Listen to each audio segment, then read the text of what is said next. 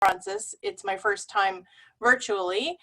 And this first time, sorry, but the first actual time I was there in the flesh, real life, meet space like we used to do it. And I had a lot of fun talking to people in the flag room. I fear it might be a little while before I get to do that again, seeing as our border is closed and I'm speaking to you from Toronto. But I do hope that it's sooner rather than later, and that I get to come and see you relatively soon. But to be clear, I want to make sure that I'm not misconstrued as thinking, you know, that I'm a person who thinks we should open up recklessly or do anything unsafe. I'm a bar advocate, but I think, like a lot of people who are adjacent to the industry or in the industry, we really are thinking in terms of safety before anything else. And you know, I feel like there are quite a few people in the industry in Toronto that I know who feel this way. So that's not my take. In case you were, you know, from the way this is set up, it might sound like it is. What we're missing while the bars are shuttered. And I know that you guys have some reopening coming in a little bit, so you have that to look forward to. You know, as a bar historian, I know that bars will survive as an institution. And I know that they will be back. They've survived an awful lot of things in America. They are older, in fact, than restaurants.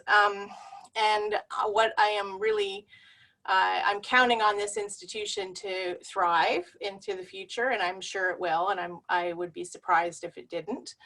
I guess what all of us probably are thinking about is, you know, will the bars that we love now, the ones that we cherish, that are an important part of our history, will they make it to a post-pandemic world with the same owners and the same staff and the same locations? And we know that not all of them are going to make it, and that's quite sad.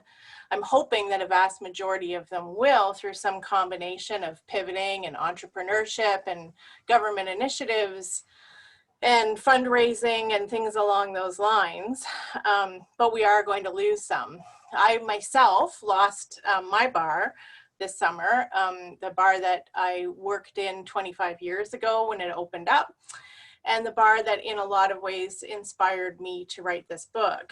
And after 25 years, the owners, who both had had cancer, just decided that they didn't want to take the risk of reopening at this point, and they had done enough for 25 years. And we had a little, you know, wake for the bar in my backyard, and we all sort of had a drink and mourned the loss. And those of us who worked there as staff members and the owners, well, we'll probably stay in touch. But, you know, the regulars who drank at the bar, I don't know about that. Will they ever see each other again? You know, and I think that that's the thing that we need to think about when we're thinking about what we lose when we lose a bar, which is that we lose a community and a community center for a lot of people. And hundreds and dozens, if not hundreds, of connections will be lost with each bar that we lose. There will be oral history that will be lost with each bar that we lose. People, you know, who can remember things that happened in the neighborhood 25 years ago. It's harder to find them. It's harder to keep track of things. So I'm thinking about all of this, and just the sort of overall social significance of bars and where we're at right now. But of course, as always, in a historical context. I have to keep track of my time because I have quite a lot that I wouldn't mind saying. I want to bring up my PowerPoint now after that introduction. And everyone can see it okay? Terrific. Okay, so this is the book that I was referring to. The bar that I worked at was really just a neighborhood bar, not a fancy cocktail bar or anything along those lines, although I've written quite a lot about that. And I'm thinking about not just the connections that will be lost and the dreams of entrepreneurships that will be lost, but the dreams that have been born out of bars historically that we have seen that my book is largely about. And for me, the two bars that really bookend my book are the Fraunces Tavern and Stonewall, the Stonewall Inn, because those are two important chapters in the history of American bars that are really far apart, but of course in New York, really close together. You can walk from one to the other in about an hour. And this sort of idea of dreams that can become reality within bars, much like what happened at the Fraunces. Sorry, I have the two, oh, there we go. You know, so these are radically different bar scenes that we're looking at that are awfully close and 200 years apart, but have an awful lot in common in many ways. So I think that probably a lot of people who are tuned into this kind of know a little bit about Colonial Taverns, because it is the Fraunces Tavern that's hosting it. But I'll just sort of background it a little bit quickly to say, you know, that I think, first of all, I think most people know a little bit more about this kind of history than they did when I started writing about it 12, 15 years ago. And now I think that people are more aware that, you know, thanks to the efforts of places like the Fraunces, of the rich history that took place in the United States in bars. And I mean, it's so well known, in fact, that it even made it into Hamilton. This is, of course, the scene, the story of tonight. And in case you didn't, you know, think about it while you were watching it, you know, we do have here this scene where you have this group of people who are saying, when our children talk about this night, talk about what happened, the story, they're going to talk about this night, you know, that the American Revolution was really born in this moment of these people getting together and talking about their problems and talking about the political situation and bonding over a few rounds. Let's drink another tonight. They'll tell the story of tonight. Don't worry, I'm not going to sing it or anything like that. But you can probably all remember it. So how did it get this way? How did the colonial scene become so fixed in the bar culture? And you may know this, I'm not sure, but it's actually, oh, that's a little too far ahead. It's actually a fairly simple story. And I open up fairly early in the book with a quote that is from 1708, Captain Thomas Waldeck. Upon all the new settlements the Spaniards make, the first thing they do is build a church. The first thing the Dutch do is to build a fort. The first thing the English do is to set up a tavern or a drinking house. It doesn't sound like a particularly smart way to set up your new colony, but it was a lot smarter than it looked. And one of the reasons that it was so smart is that while you were waiting for your other infrastructure to be built, courthouses, town halls, post offices, and such as they would have been at the time, where people could pick up messages and get news, you could have this one central hub where people could do all of these things at. And so the other thing that's really important about it, of course, is the importance of beer at the time, which was not just a recreational drink that you would have with your friends and do toasts with, but it was also the safest way to rehydrate. It was considered a food. To many people, it was considered a medicine. So it was all of these things at once. So you could have this really efficient town center where everybody could do all of their business, from learning the news to picking up their messages to sorting out trials. Court trials were held in taverns. So that worked really well in a lot of ways. Of course, it also planted the seed of the British colonial rule's destruction, because people got so used to talking about things in bars that when things went wrong, or sorry, that even when the infrastructure was built so you could handle it in a more formal place, you would find that people would still revert to the bar because that was the place they were most they were most used to doing a lot of business. It was also, long after they had a courthouse, the warmest place in town. There were a lot of people who would have gone in there and just preferred to move their meeting into that room because there were so many people in there, and just the number of people would make it warm, which makes a big difference in New England in January, for example. So the taverns became incredibly important.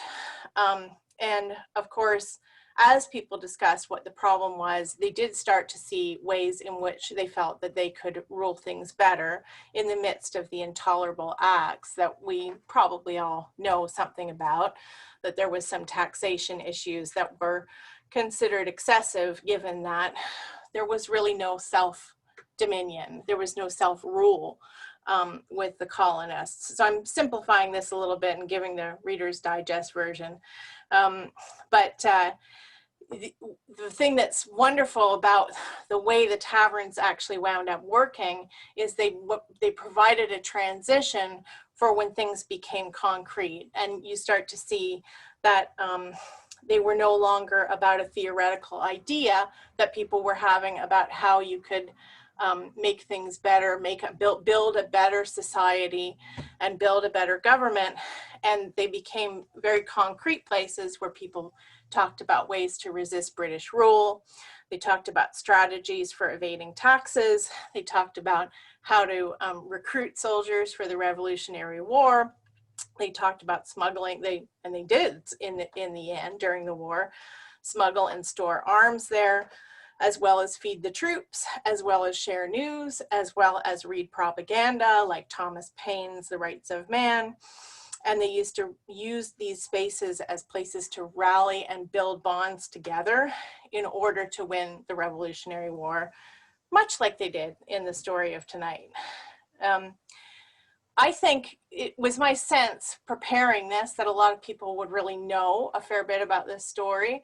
So I decided, and we all know how it ends, so I decided that I would talk about the bookend, to show how I think it's quite similar in certain ways, and how the tavern can kind of play this phenomenal role as what I'm going to call a counter-public, where a group of people can get together and advance a theory. I mean, counter-public isn't my word. I'm going to relate it to the idea of a counter-public where there can be a large enough group of people that they can share this sort of collective imagination about a better way to run a society than the one that they're living in. It's a little bit different, but I would say quite similar in certain ways. And again, I think a lot of us probably already know the Stonewall story or some version of it. And I think that most people are probably aware that in the summer of 1969, at the end of June, there was a bar called the Stonewall Inn in the West Village of New York, and it was raided repeatedly by the police 3 nights in a row.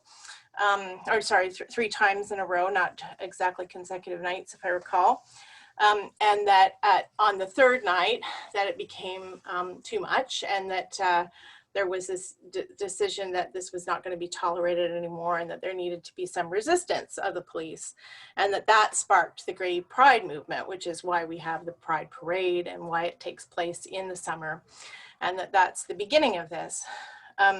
It's actually a slightly more complicated story than that, although that's the one that's commonly told, because one of the things, for example, that gets omitted from that is that this is Marsha P. Johnson and Sylvia Rivera, who were key actors in the initial Stonewall protests and that political movement, and were essentially written out of that history as it became more mainstream. Only recently have their contributions been recognized. And the other thing that's really important about it, and this is not my original thought, this is John D'Amelio, who worked on this quite hard in terms of sort of establishing the roots of Pride and where it came from, is that there's 20 years of organizing in bars that happened prior to Stonewall. You know, that these sort of huge movements don't really just come completely out of nowhere. And John D'Amelio wrote in Sexual Politics and Sexual Communities that there was an awful lot of work happening, especially in San Francisco, starting in the 1950s. And one of the really great characters for me out of this era is Jose Soria, who I wound up having a chance to, so Jose is no longer with us, but I did have a chance to interview him for my book, and he's kind of a hero of mine. So it was a really great moment for me. I spoke to him several times, and this is where he worked, which is the Black Cat Cafe, and he worked there in the early 1950s. His mother was Colombian, his father was from Spain. He was raised by his mother in California as essentially a refugee. And anyhow, I think the thing that's interesting about Jose is that he worked as a waiter and a drag performer at the Black Cat Cafe in the early 1950s. And although we hear an awful lot about Harvey Milk and Pride, we don't really hear as much about Jose, who was actually the first man in America to run as an openly gay political candidate long before Harvey Milk. But he ran for the Board of Supervisors in San Francisco, and a big reason why he ran was in response to what he felt was an unfair police harassment of the gay community in San Francisco at the time. So he wanted to have some influence in terms of supervising the police. He didn't win the election. We'll get that out of the way first. But he did get 10,000 votes, which was considered a tremendous feat for a municipal election, not for the mayoral role. And he did remarkably well. And he told me that what he established was that this was an important political community that you had to talk to if you were going to campaign in the San Francisco municipal election at that point, and that he was the first person to really establish that.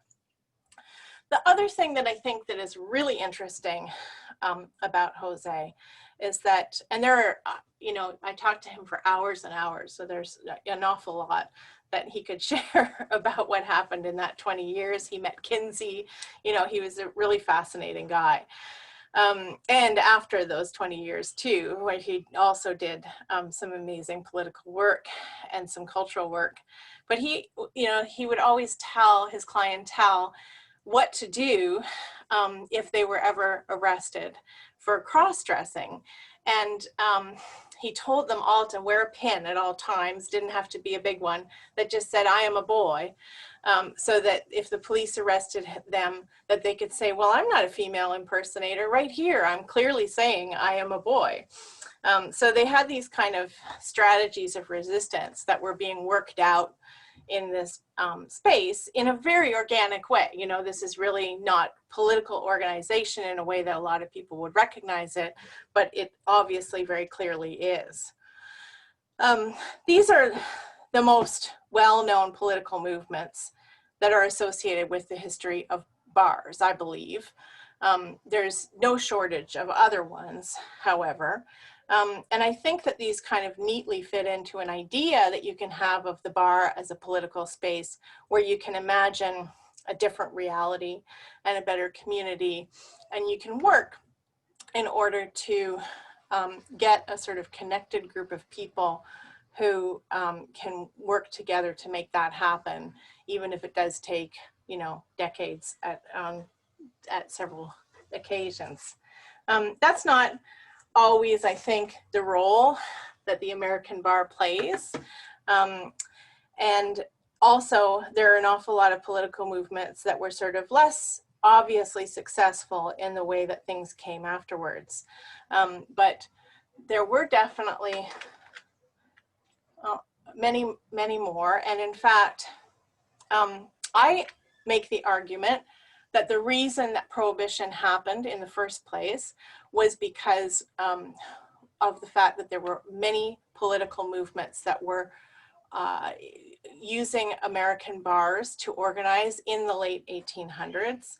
And they were labor movements, and they were European socialist movements, and there were a range of different political movements that were really kind of volatile within bars in the late 1800s. Now, I think, depending on how much you follow the history of drinking, this may seem quite surprising to people, because if you have kind of a casual understanding of Prohibition, most people have a certain set of ideas about what happened. The first would be that women are the ones who made Prohibition happen. The second would be that, you know, that it was a failure, that it was about forbidden fruit and unintended consequences. And I would argue that most of these things are incorrect. Now, I'm going to apologize. This is a Toronto Women's Christian Temperance Union picture, not an American one, which is inappropriate for American bars, but I just really quite like this picture. So I used this one. And I want to mention a few things about the Women's Christian Temperance Union, which is, first of all, it was a grassroots organization largely. Second of all, it was basically run and manned by women almost entirely. It did not have a ton of money. What it funded, what it raised was funded very in a grassroots fashion. And its initial reason for being was to defend women who and children who were being abandoned or abused because of the alcohol problem that was quite rampant in the middle, especially of the 19th century. So this was really considered like a women's defense that was happening at the time. I think that they did an incredible job of moving the needle on the thought about alcohol in the public opinion, and to getting it to be a front and center issue that people were aware of for the first time in quite some time, or for maybe possibly the first time ever. It depends how you argue that. And anyhow, I don't think that they were responsible for Prohibition. And one of the reasons that I would argue that I don't think they're responsible for Prohibition is, well, these women didn't even have the vote. So they didn't have a tremendous political power going for them in order to make a constitutional amendment happen, which is a huge political feat. I mean, this isn't really something that is going to be accomplished by a group of people who don't have the vote. My argument is that it was really the Anti-Saloon League who was responsible for getting the Prohibition Amendment passed. I don't think that's a particularly controversial argument. I think that's fairly widely accepted. It's just not necessarily really widely known.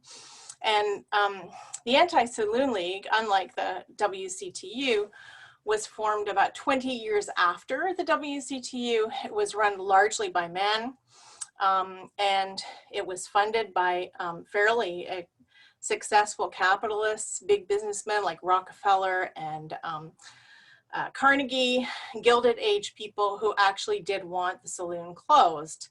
It was a single interest issue group, single issue interest group that had one goal and one goal only, and would stop at nothing to do it, and that was to close the saloon and to make Prohibition happen.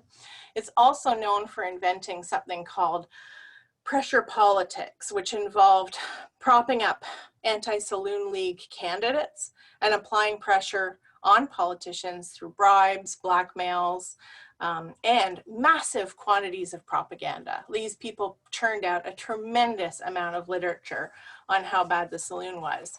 Plus, it was not very subtle. It was very inflammatory. Here's from my book a quote that I quite like. It was the saloon from one of their publications, and there were just thousands and thousands of leaflets like this. The saloon was the storm center of crime, the devil's headquarter on earth, the schoolmaster of a broken decalogue, the defiler of youth, the enemy of the home, the foe of peace, the deceiver of nations, the beast of sensuality, the past master of intrigue, the vagabond of poverty, the social vulture, the rendezvous of demagogues, the enlisting office of sin, the serpent of even, a ponderous second edition of hell. So there's no, pulling any punches here. The saloon is an absolutely evil space, and it must be closed in order to save America. And yet I use this image because it's just so lovely. But you can see that the devil's recruiting office was something that was used kind of frequently in terms of ideas about what the saloon actually was. So the Devil's recruiting office there is, and then it's a straight, you know, train ride down to hell after that, the railroad that leads from earth to hell. And this is the kind of imagery that winds up being used quite frequently. And one of the things that's really important about the Anti-Saloon League, from my point of view, is the way that it positions American values versus the immigrants who have recently come in and are using saloons in a different way than they have been used before. So you can see this is fairly common, that you have kind of wholesome young people who are wrapped in a flag and juxtaposed with, on the other hand, a nation of strangers. And, you know, you see this in reaction to the great wave of immigration that happened between, you know, in the last 20 or 30 years of the 1800s, and a tremendous anxiety over the degradation and degeneration of the white race because of this influx of immigrants that's come in. So between the fact that there was labor politics, socialist politics, that, you know, I don't know, I believe this is a sad story for museums, but I believe that you've just lost the Tenement Museum in New York. Is that correct? It's been closed. I hope it's only temporarily. I had heard it was permanently. But if you understand the way the tenements in New York worked, these were really small spaces, and people were very reliant on being able to go and have some kind of a social life in a saloon instead. But that was very off-putting to an awful lot of white Christians in North America to see this happening. Now, I'm not trying to say that the WCTU was not also racist. They were tremendously racist as well. This is a picture from an Americanization center in St. Louis. And you can see everybody again wrapped in a flag. And the whole sort of idea of Americanization is not just about changing people's cultural habits, but it's also about teaching them a language, and it's also about teaching them, in this case, not to drink, because you have the WCTU involved with the Americanization Center. So anyhow, this is the kind of thing that's working together. The WCTU might have been profoundly racist, but they're distinct from the Anti-Saloon League. Sorry, I went too far. I thought I had a different slide there. They're distinct from the Anti-Saloon League because the Anti-Saloon League explicitly allied with the Ku Klux Klan and other white supremacist groups. And so this was, in a sense, their Southern strategy for winning over the South, because Prohibition was not a popular topic in the Southern United States. It was very much something that was popular. The idea of temperance had a lot of traction in New York State, in Ohio, in places in the North and the Midwest. And it also had a lot of traction in places where people were very concerned about immigrants. There were not as many immigrants in the South at the time, but there was plenty of prejudice, of course, to worry about. And in 1905, I'm going to say, it didn't look like Prohibition was going to go anywhere. People were having, the ASL, the WCTU, were having a lot of trouble getting states to really vote it in. And I would argue, and I'm not alone in this, and it's not entirely original for me, that the Atlanta race riots of 1906 are a turning point for the acceptance of Prohibition in the South. Now, you could do a whole seminar on the Atlanta race riots of 1906, and I know I don't have a lot of time, so I'm going to do super Reader's Digest, which was just that there was a governor's race, there were two rival newspapers, there was a lot of anxiety over a burgeoning middle class, of a burgeoning Black business center in Atlanta. And a lot of the anxiety was centered around Decatur Street, where there were some bars that were known for serving gin. And at any rate, what happened is that there was a completely unsubstantiated string of sexual assaults on white women that turned out later to be fake news and didn't actually even happen in the first place. But the newspapers actually linked it to, as you can see, the dives and the clubs explicitly. This is not particularly subtle stuff. And what that did is it caused an eruption of violence in the city that lasted over 3 days and led to 25 deaths. Of 25 Black people were dead and possibly more. We don't really have a proper death count for exactly what the toll of violence was from that event.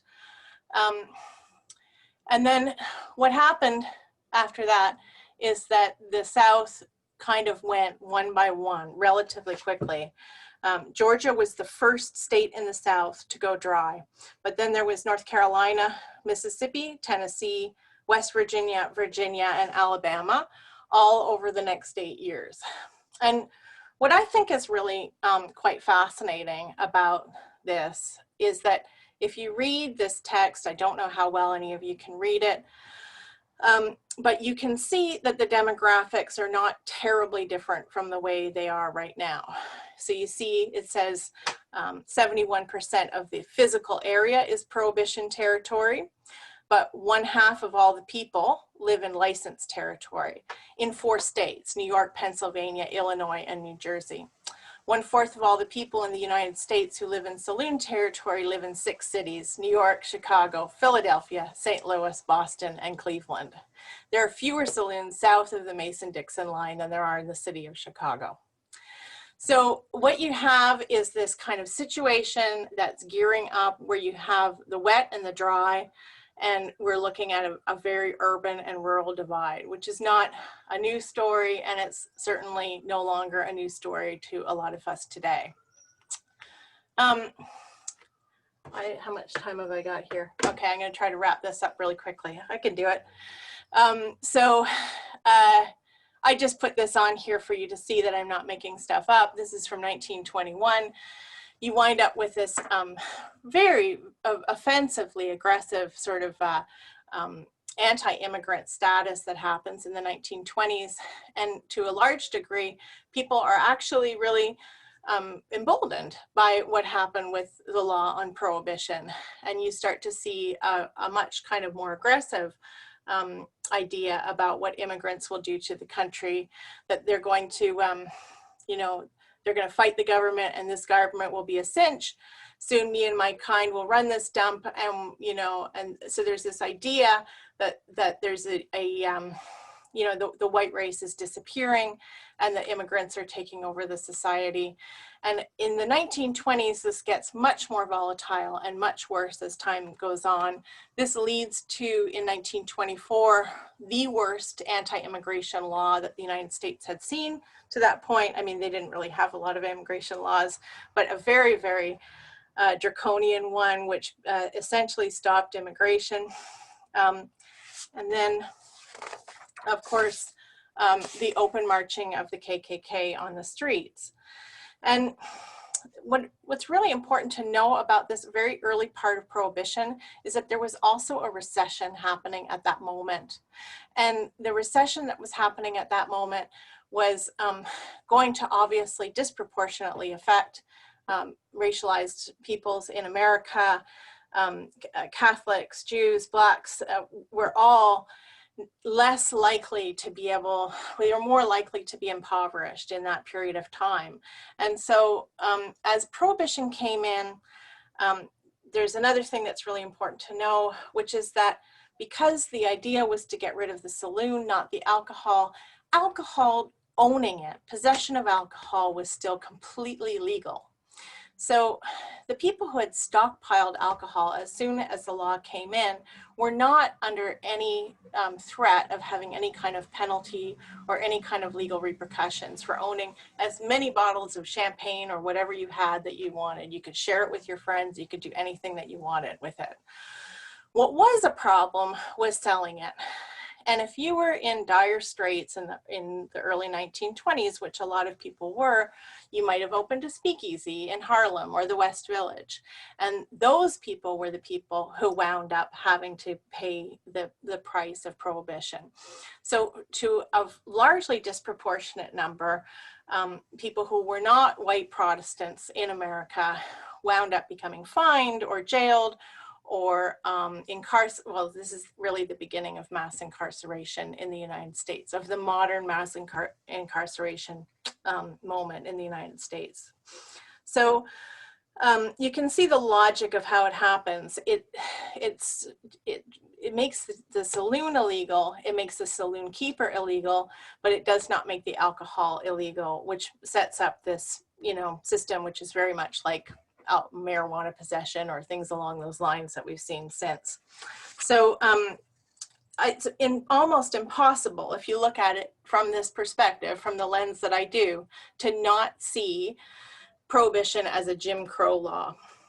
I'm almost done. This is good. I'm going to come in right on time. There were other problems happening in the 1920s. We always hear about Al Capone and the mafia and the increased criminalization. But there were other things at play at the time. Oh, and I wanted to show you this one little slide before. You know, this was not a secret that the KKK and the Anti-Saloon League were working together to some degree. You know, a law like this, a prohibition law like this, doesn't only allow police to arrest ethnic minorities. In addition, it also allows vigilantes to police outside of the police system and to harass ethnic communities that aren't white Protestant Christians. And so there was a tremendous amount of violence, of racial violence that happened throughout the 1920s. If you were Catholic or Jewish, you were just suspected of being a bootlegger automatically. There didn't have to be any proof of what happened. There was just harassment wholesale, especially in places like Indiana and the Midwest, where there was a ton of property damage and loss of life through these sort of vigilante groups for the KKK. But the other things that happened during that period were equally troubling. The economy was perhaps not on the greatest foundation as we were headed towards the end of the 1920s. And although the stock market was doing well, it was arguably a weak economy underneath it. In addition, there were some 10,000 people who died of poisoned alcohol, which was not actually a bootlegging, it was related to bootlegging, but it was actually a government program that meant that started the poisoning levels that needed to go into. Basically what happens is industrial alcohol can still be turned into alcohol unless you poison it. And so people would buy industrial alcohol and then try to turn it into something and disguise it as real alcohol. And in order to deter people from doing that, the government made poison level regulations so that that industrial alcohol was so poisoned in the first place that it would be impossible to sell. But of course, people did sell it and drink it anyway, and they couldn't tell the difference. And some 10,000 people died. And in addition, you know, to this, there was very little flexibility from both a lot of state governments and the federal government. And instead of sort of allowing a little bit of leeway, a lot of places went bone dry, for example, which meant no more sacramental wine, no more medicinal alcohol in an entire state would just decide to go completely bone dry. And the federal government, instead of saying, okay, we do have a problem here, increase the level of poison and increase the fines and increase the prison terms instead of allowing any kind of flexibility for this situation. So the answer was consistently more law and order. I don't know how many people know about the bonus army. I think many people probably do, that this was during the Depression, that veterans marched on Washington, where they were not received with much, they did not succeed in their movement. In fact, it caused an incident where the military were called in on the protesters, and their camps were burnt down because they had marched with their families all over the country, from all over the country. these were obviously starting in 1930, in early 1930, the economic depression was a serious problem. And there were people who were obviously moved in order to protest. So when the government actually attacked the veterans, that was quite shocking to people. I think of that as sort of one of the last straws, but you know, there were many. The truth is that there were an awful lot of people in the early 1930s who really felt that Prohibition had wrecked the country in far more ways than just Al Capone and the mafia, and you know, that it had failed on a fundamental level, and that this Prohibition law that I think is really a Jim Crow law really needed to be repealed. So what we saw was a really wide coalition of people who, some of them were prominent Republicans. On the bottom picture, this is the women for the repeal of Prohibition. I can't remember the exact acronym for that. The National Prohibition Repeal. And this was headed up by a Republican who was from Illinois, and it felt like this was the end, and this had to end. And so everybody kind of, a really large coalition of people got together, and first in 1930 worked to flip the House of Representatives, and then in 1932 worked to flip the Senate and to elect FDR as opposed to Hoover, who was felt to be a failure on a number of levels. Of course, it was the economy that really pushed people to move that way, but it was the economy on top of watching children dying of poisoned alcohol and you know, raids on Jewish and Catholic homes in the Midwest, and just a decade of really kind of horrific, gruesome times in America.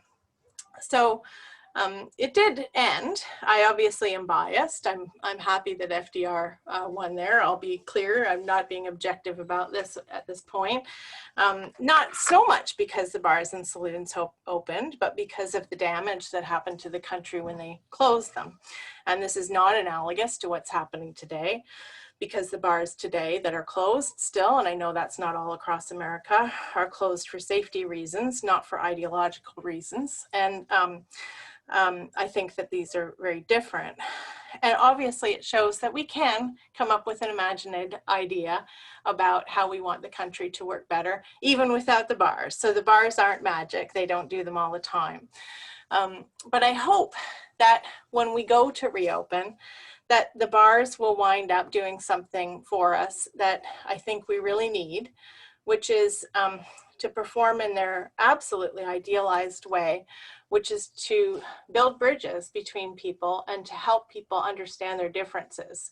And bars don't always work this way. Sometimes they work to start revolutions, and sometimes they work to split people up. There are certainly plenty of bad stories of bars throughout the history of America as well. And they can be violent, and they can be very volatile spaces. They can be spaces where segregation happens. But the bar that I mentioned at the beginning, the one that I lost this summer, was a revelation to me, because I was a young person working in the industry for the first time at a neighborhood tavern. And there were people in there from all different professions that I never would have met in my English Lit department at the university. And we all sat together and we all enjoyed each other's company. And all we really had was that we were neighbors. And many of us disagreed profoundly on politics. And the owner, for example, he had voted conservative in an election where I had voted for the Socialist Party, you know, right in the very first year that we opened. But we managed to kind of get over it. And one of the things that was so magical about that bar, and this is many bars, most bars, was that everybody's opinion was supposed to count the same, no matter who you were. Here I am, a young bartender, and there were 3 lawyers that used to come in all the time, and they would hang out. They knew more about politics than I did. And there were the cooks working in the back of the line, and there was a cab drivers and university professors and people from all walks, bookstore clerks, and we all sat together and we all fought it out. And no, we were all supposed to be equal before the bar. And I think that did an awful lot of healing in terms of our community to a certain degree, you know. And I think that hopefully when the bars reopen now, the one thing that we'll be able to get back is a space where people can talk to each other again, because I think that we need it. Sorry that I should have done this before. That's Pauline Sabin from Illinois. And I should have left it on this one at the end, because I think we're at a spot where we need this kind of communication across divides more than ever. So I have high hopes that the bars will one day provide that for us again. And I think I did it in time, I think. Maybe Yeah, 4 minutes over. Perfect. Thank you so much. That was really interesting. Now I'm going to turn things over to Allie, who is going to moderate the Q&A. If you have any questions that you didn't ask during the lecture, please feel free to type them in the chat now. Wow, you guys had a lot of great questions during the chat. I'm very impressed. So no pressure, Christine. And thank you again. I mean, that was a fabulous presentation. I learned so much. Oh, thanks. So my first question that I have written down here is about 18th century taverns. Uh-oh. So, so we know that they offered beer, but did they also offer any kinds of wine, spirits, any other cocktails? Or would it be this tavern you go to for beer, this one you go to for rum punch or something like that? No, I think that most places would have offered a really wide range of things. And yes, of course, the rum is such an important ingredient in this story. Things started off with beer, but then after a very short period of time, most colonists were drinking a lot of rum cocktails and rum drinks in general. So absolutely, yes, cider, that's right. The spirits became very important, and as we know, many of the founding fathers drank a lot of, you know, sherry, Madeira, all sorts of wines. I'm drinking a little Fino sherry personally.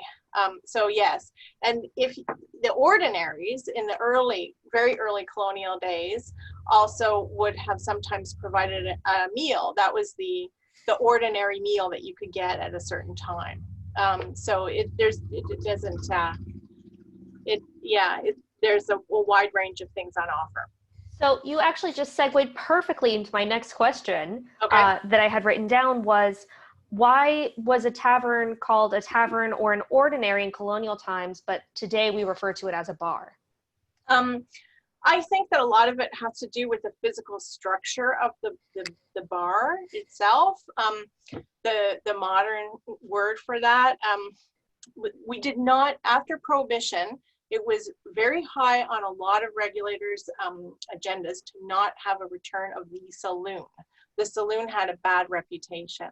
And so new names came out. In Canada, more people called them taverns as they reopened after Prohibition. And I think there were quite a few taverns in the United States as well. But the word bar really, I think, just took over in the modern parlance, largely because of that. The Colonial Tavern didn't have a bar that you bellied up to. The Colonial Tavern had a kind of a tapster's cage where people would make the drinks and they'd go out through, but there was no communal sort of spot for everyone to hang out and bend an elbow. Okay, that makes sense. All right, so I also have here, you mentioned that in colonial times, beer was used to hydrate. So what was the average alcohol content? Well, yes, some of the morning beers would have been very low in alcohol content. These would have been very light ales, absolutely. But people were, you know, in the very early colonial days, people were drinking all day, really. And that would be a very common breakfast thing to have, because the water in Europe was not trustworthy. The water in North America would have, exactly, water got you sick. So, you know, you drank a very low alcohol beer throughout the day, and that was how you rehydrated. Okay, that makes sense. What role did women play in 18th century taverns? I know we have some records of women being tavern keepers, And did that have any negative impact on their reputations? Well, I think this starts to change at a certain point. But I've looked at Salem, and in Salem, you know, in the witch trial days, many of the tavern keepers, the ordinary owners, were women. It was pretty common in a lot of New England if you had a widow, if they could set up a tavern, then they wouldn't be a drain on society. They would be useful. And this was the kind of industry that they were allowed to be in at that time, or encouraged to be in, I should say. Now, this starts to change fairly quickly. Throughout the 1900s, you stop seeing women behind the bar or frequenting the bar. You know, it depends exactly you know, on which region we're talking about. But I have this image that I used to show in one of my talks where you see this sort of wonderful tavern from I think it's early 1800s, and you see women in the bar and dogs and kids and lots of food and things along those lines. I shouldn't call it a bar, but you know what I mean. And then it changes, you know, by the end of the 1800s, one of the images that I have is of a bar that had a urinal underneath the where you leaned into, so people could just, that's a spittoon, so people could just use the spittoon beneath them, so they wouldn't have to go outside and use some tree outside. And the reason that they did that was because they didn't want to lose their customer to the next bar over. But yeah, I mean, that's a very male space, you know, it's not for women. Yeah, that makes perfect sense. So how mutually intelligible were bars between, say, the Northeast of the United States and Canada? Like, would a colonist back then, or even up and through Prohibition, would you know how to order at a bar or a tavern if you were going to one out of the country? Yeah, our tavern history is extremely similar. I have a little bit less history on the Canadian side for what our taverns were like, but I've read enough to know that the basic elements are the same. Open 24 hours, you know, always the warmest place in town, serving relatively similar things, absolutely, in that early period. Yeah, that makes sense. Yeah. So I've got a few more questions here for you. How did Prohibition affect Canada? Oh, that's a huge question. Because we didn't have a national prohibition, but we did have provinces. All provinces were dry for a period of time. In Ontario, we were dry from 1916 to 1927. And then every province has like this maze of regulations for when places opened up and when people went dry in the first place. Yes, if the question is related to how much we were involved in the smuggling of alcohol, yes, to some degree. We did make some money off of the United States. We made an awful lot of money off of alco tourism. As we opened up our bars, Americans came up because what they really wanted was to go have drinks in Montreal and go to those clubs and Vancouver. So those were, that was a big source of revenue. Most of the actual alcohol, as I understand it, really came from Europe and went through Saint Pierre and Miquelon, which are French islands, not Canadian ones. So we were kind of a part of the route, but we probably weren't the biggest profiteers at the beginning. We made a little more money as time went on and the Bronfman started pumping out more Canadian whiskey, but it's, I think, slightly exaggerated to what degree we got rich off of it. A lot of it was Europeans. I like the alcohol tourism, that phrase is, that's a very good one.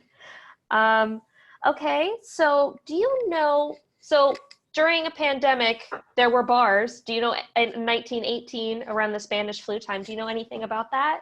I have not actually looked into how that work played out exactly in the United States. I have looked at, how that worked in Canada. In Ontario, we were already dry, so it didn't make any difference. But I know that the general idea was to close saloons, to close movie theaters, and to close all of those sort of public spaces that were about recreation and entertainment. So in addition to schools, most municipalities or states, depending on who was doing the planning, would have been closing them. In Quebec, they were not dry at the time, I believe, and they did have to close them. I have to double check that. But yeah, I think it's different from place to place. So many states would have been dry by 1918. Yeah, that's a good point. Yeah. Not even a non sequitur, basically. Different. It means that where we're at now in this current pandemic, it's just a different level of unprecedented. Yes. Yeah. Panic, it feels like. Yeah. I mean, the influenza, one thing that's really interesting is I look at the Toronto Star reporting of it, and it was never on page 1. Ever. Even though it killed a huge number of people in Toronto, it was always on page 2 because the war was dominating page 1. So it was important, but not as important as that. That's really interesting. I also, I studied journalism, so I understand the significance of front page, above the fold, below the fold. Yeah, exactly. That sort of thing. So this last question is actually mine. So if you could dine with anyone at Fraunces Tavern, dead or alive, who would you choose? Oh, you know what? I just have to go with who came to my head right away. And dead or alive, right? Yep. I'd go with Christopher Hitchens. Oh, I like it. Okay. I was expecting George Washington, but yes, I'm with you on that one. I probably would have said that too. Yeah. Very good. Well, I think we're about, 3 minutes over. So I think we're going to wrap it up. But thank you so much, Christine. Thank you so much for having me. This has been a lot of fun. Yeah, it's been a great time. Yeah, great. Thank you, Christine. Thank and you. Allie, for joining us. What a great lecture. Thank you, Allie, for moderating the Q&A. I saw so many coming in during the lecture. And thank you to all of you for joining us for our first Tavern Week lecture. Hopefully this will become an annual event. Hopefully it will become an in-person annual event next year. Fingers crossed. But for now, thank you so much for joining us. If you are interested in attending other lectures, we are back with our normal monthly Thursday night lectures next week. We have a great speaker to talk about some George Washington things. Tickets for that, much like this one, can be found on our website. Again, thank you to those of you who have donated. You are helping keep the museum going. Even now that we're opening to the public slowly, we will still be continuing virtually for at least a few more months for these lectures. I see a question, will the lecture be available? Yes, recordings of this lecture will be available on our website and also a variety of places. So you can check out FrauncestavernMuseum.org to find those. If you have enjoyed, please consider donating to the museum. It's really helping us keep the mission alive, especially crucial at this time. And I believe that's everything. Thank you for being here and have a great evening, everyone. Thank you. Thanks.